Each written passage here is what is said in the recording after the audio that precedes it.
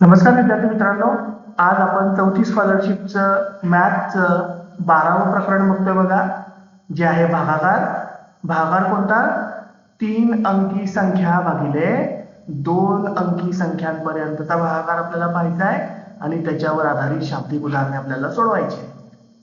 मग त्यातल्या स्वाध्याय 12.1 ला किंवा 12.1 ला आपण सुरुवात करतोय. पहिला प्रश्न आहे बघा, 784 भागीला किती दिले आपल्याला? 8.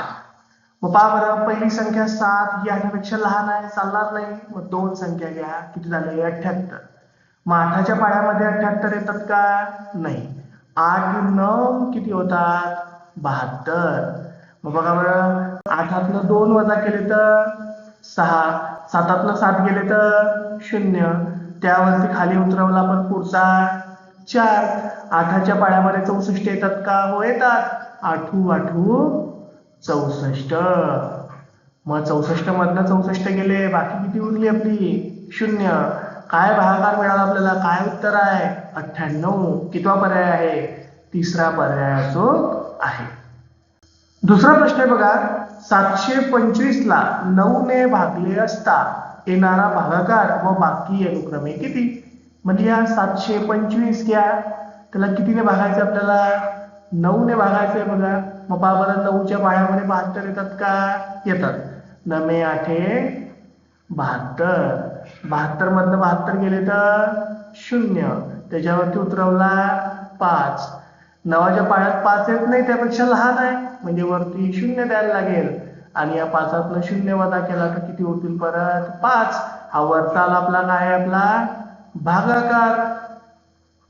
ही खालती उरलेली काय आहे आपली? बाकी. मग आपल्याला काय विचारलं? भागाकार किती आणि बाकी किती? भागाकार किती आला आपला? 80. बाकी किती आली आपली? 5.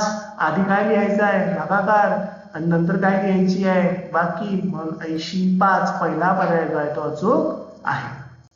पुढचा प्रश्न आहे बघा, 707 भागीला किती करायचे आहे? 7.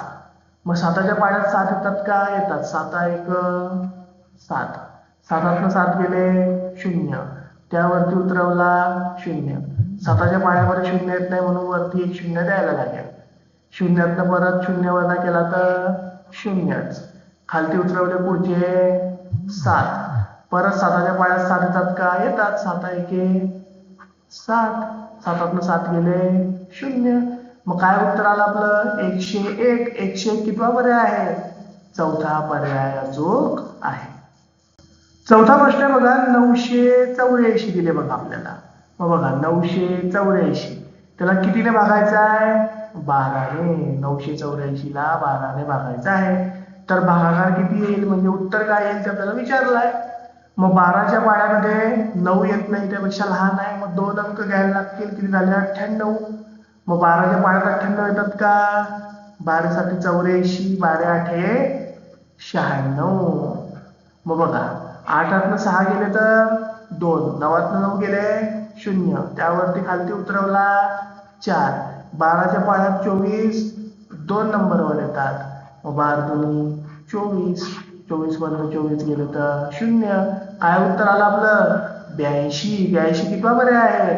दुसरा पर्याय जो आहे. पाचवा प्रश्न आहे बघा, त्यामध्ये काय दिलं आपल्याला? 9 दिलेला आहे, एक चौकटी दिलेली आहे आणि इकडे 648 दिलेले आहे. तो विचारला आपल्याला या चौकटीच्या जागी कोणती संख्या येईल. मग बघा, 9 इकडे गुणाकार करतोय बघा, तिकडे जाऊन काय करेल? भागाकार. म्हणजे चौकटीची किंमत काढायची असेल आपल्याला, तर या 648 ला भागायला लागेल कितीने? 9 ने. करा बरं मग. हे बघा, इथे लिहू आपण 648, त्याला भाग देऊ आपण कितीने? 9 ने. मग 9च्या पाड्यात 6 येत नाही, 2 अंकी संख्या घ्या, 64 झाले. मग 9 7 63. 64 मधनं 63 गेले, किती उरला? 1. त्यावरती उतरवले 8. मग 9 दुने किती उरले? 18. 9 दुने 18. 18तून 18 गेले तर 0. मग बॉक्सच्या जागी किती संख्या पाहिजे? 72 ही संख्या पाहिजे. तेव्हा आपलं उत्तर किती येईल? 648 येईल. 72 कितवा पर्याय आपला? चौथा पर्याय अचूक आहे. 6वा प्रश्न आहे बघा. 9768 ला भाग द्यायचा आहे. इथे एक चौकटी दिलेली आणि उत्तर काय येते 9768 येते. मग बघा असं जर का तुम्हाला विचारलं की एखादी संख्या आहे त्या संख्येला कोणत्या संख्येने भागायचं जेव्हा उत्तर तीच संख्या येईल तर त्या संख्येला नेहमी कोणाने भागायचं आहे एकाने भागायचं आहे. तेव्हा येणारी संख्या ही किंवा येणारा भागाकार जो आहे ते काय तर तीच संख्या जी आहे ती असते. मग एक कितवा पर्याय आपला दुसरा पर्याय जो आहे. पुढचा प्रश्न आहे बघा 7वा. काय म्हटलं 150 या संख्येला 7 ने भागले तर बाकी किती राहील. मग कितीला भागायचं 150 लिहून घ्या बघा 150 त्याला कितीने भागतोय आपण 7 ने भागतोय. मग 7 दुनी 14 5 4 गेला 1 1 1 गेला 0 त्याच्यावरती खाली उतरवला आपण 0. मग 7 1 7 10 7 गेले किती उरतात 3. हा वरचा आला आपला काय भागाकार. खालती उरलेली काय असते आपली इथे बाकी. काय विचारलं आपल्याला बाकी किती राहील. बाकी किती राहिली आपली 3. 3 कितवा पर्याय आहे दुसरा पर्याय जो आहे. 8वा प्रश्न बघा. पुढील पैकी चुकीचे विधान कोणते. चुकीचे विधान आपल्याला शोधायचं आहे. मग पहिला पर्याय काय सांगितला भाजक व भागाकार यांच्या गुणाकारात बाकी मिळवल्यास भाज्य मिळतो. मग बरोबर आहे. भाज्य कसा निघतो आपला एक फॉर्म्युला असतो बघा एक सूत्र असते. भाज्य कसा असतो भाज्य बरोबर भाजक गुणिला भागाकार अधिक बाकी. म्हणजे जर आपल्याला भाज्य काढायचं असेल म्हणजे अशी संख्या जिला आपल्याला भागायला सांगितलंय ती संख्या जर का आपल्याला काढायची असेल तर भाजक म्हणजे ज्याच्याने भागायचं आहे जे आपलं उत्तर आलेलं आहे भागाकार त्या दोघांचा गुणाकार करायचा आणि गुणाकारात काय मिळवायची बाकी. मग पहिला पर्याय चूक आहे बरोबर आहे. दुसरा पर्याय मध्ये काय सांगितलं एखाद्या संख्येला त्याच संख्येने भागल्यास भागाकार तीच संख्या असतो. हे चुकीचं आहे बघा. एखाद्या संख्येला त्याच संख्येने भागलं तर उत्तर किती आलं पाहिजे 1 आलं पाहिजे. आपल्याला काय म्हटलं 1 येते का नाही. आपल्याला म्हटलं काय भागल्यास भागाकार तीच संख्या असतो तीच संख्या नसतो. मग आपल्याला चुकीचं विधान शोधायचं होतं. मग चुकीचं कोणतं आहे दुसरा पर्याय चुकीचा आहे. 9वा प्रश्न आहे बघा. 780 दिलेले आपल्याला 780 ला कितीने भागायचं आपल्याला 12 ने भागायचं. मग बघा 12 ने भागा बरं. 12च्या पाढ्यात 78 येतात का नाही 12 सक 72. मग पहा बरं 8 2 गेले 6 7 7 गेले 0 खालती उतरवला हा 0 60 झाले. 12च्या पाढ्यामध्ये 7 येतात का हो येतात. 12 पंचे 60 60 मधनं 60 गेले तर 0. काय उत्तर आलं आपलं 65. 65 कितवा पर्याय आहे दुसरा पर्याय चूक आहे. 10वा प्रश्न आहे बघा. इथं त्रिकोण दिलं नंतर एक वर्तुळ आहे आणि उत्तर येते आहे 1235. काय सांगितलं त्रिकोणाच्या जागी किती टाकायचं आहे 5. मग 5 गुणिला इथं हा 0 किंवा वर्तुळ गुणिले काय येते आहे 1235. मग जर का आपल्याला या वर्तुळाची किंमत काढायची असेल तर हा 5 इकडे गुणाकार करतो इकडे काय करेल भागाकार करेल. म्हणजे 1235 भागीला किती करायला लागतील आपल्याला 5.